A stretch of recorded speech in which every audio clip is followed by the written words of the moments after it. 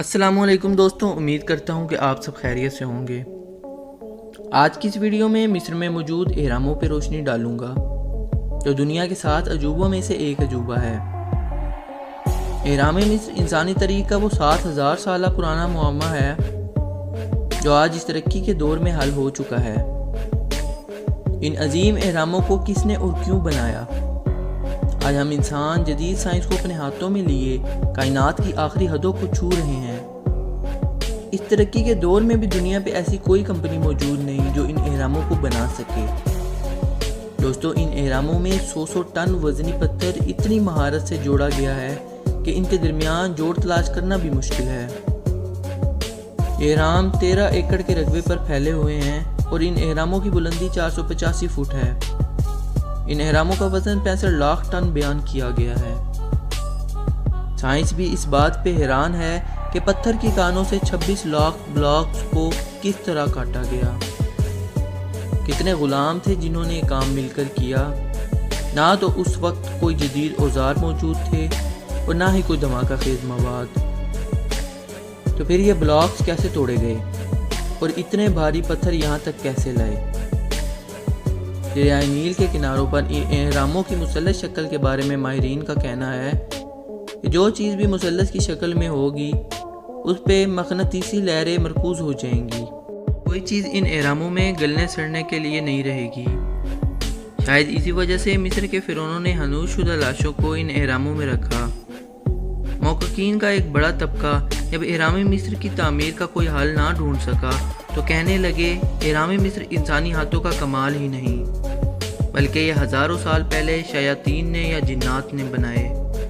پر science اب تک ایسا کچھ بھی ثابت نہ کر سکی اور کچھ ماہرین کا کہنا تھا کہ یہ اہرام انسانی ہاتھوں کا ہی کمال ہے۔ دوستو، ان اہراموں کی باہر والی سطح کو چونے کے پتھروں سے ڈھانپا گیا۔ اسے اتنے اچھے طریقے سے پالش کیا گیا کہ جب سورج کی روشنی ان اہراموں پہ پڑتی تو یہ تاروں کی طرح چمکتے۔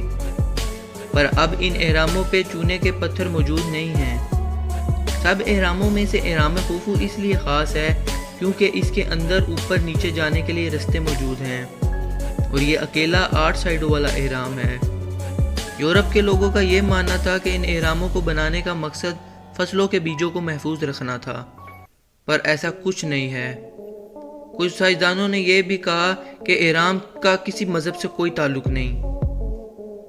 1884 میں امریکہ کے شہر میں ہونے والی کانفرنس میں ایک سائنسی تحقیق پیش کی گئی کہ اہرام حقیقت میں اونچے اونچے پہاڑ تھے اور لوگ اس پر سے اپنے استعمال کے لیے پتھر اور مٹی لے جاتے۔ وقت کے ساتھ ساتھ جب ان پہ پتھر اور مٹی ختم ہونا شروع ہو گئی تو انہیں تراش کر اہرام کی شکل دے دی گئی۔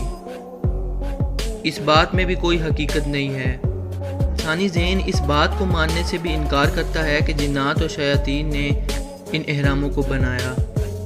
آخر سائنسدانوں نے جواب ڈھونڈ ہی نکالا کہ کیسے ان لوگوں نے 100 ٹن وزنی چونے اور گرینائٹ کے پتھروں کو 500 میل تک پہنچایا۔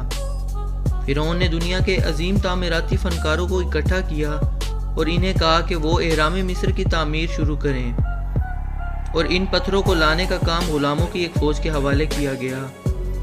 ان مزدوروں کو 1,70,000 ٹن وزنی پتھروں کو 500 میل دور تک لے کے جانا تھا۔ انہوں نے یہ کام لکڑی کی کشتی پہ بلاکس کو لے جا کے کیا۔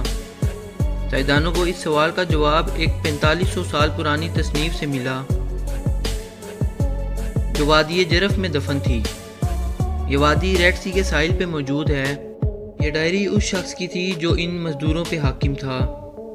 اس ڈائری میں اہرام مصر کو بنانے میں جو فنون تعمیر استعمال کیا گیا جس سے آج تک ہم ناواقف تھے اس راز سے پردہ اٹھتا ہے۔ اس ڈائری میں لکھا تھا کہ لکڑی کی کشتی پہ ان پتھروں کو لاد کر لے کر آئے۔ اب آپ یہ سوچ رہے ہوں گے کہ جہاں یہ اہرام موجود ہیں نہ تو وہاں کوئی سمندر ہے اور نہ ہی دریا، پھر کشتیاں کیسے چلائی گئیں؟ ڈائری میں لکھا تھا کہ اس دور کے انجینئرز نے دریائے نیل سے نہریں نکالی جس میں ان کشتیوں کو چلایا گیا۔ ایک مشکل یہ تھی کہ اتنی بڑی اور بھاری کشتیوں کو پانی پر کیسے چلایا جائے، تو اس کا حل ان انجینئرز نے یہ نکالا کہ نہروں میں پانی کا بہاؤ نیچے کی طرف رکھا تاکہ کشتیوں کو چلانے کے لیے انسانی طاقت کی ضرورت نہ پڑے۔ سوال یہ پیدا ہوتا ہے کہ اگر یہ ڈائری واقعی ہی سچی ہے تو سائنسدانوں نے نہروں کا کوئی نہ کوئی سراغ تو ڈھونڈا ہوگا۔ سائنسدانوں کی کھوج سے پتہ چلا کہ واقعی ہی ان جگہوں پہ نہروں کے آثار ابھی تک موجود ہیں۔ اس ڈائری سے ان اہراموں کا معمہ حل ہو گیا، نہیں تو شاید سائنسدان کبھی ان اہراموں کی حقیقت کو نہ جان سکتے۔ دوستو، یہ تھی اہرام مصر کی حقیقت جو ہم نے آپ کے ساتھ شیئر کی۔ دعاؤں میں یاد رکھیے گا۔ اللہ حافظ۔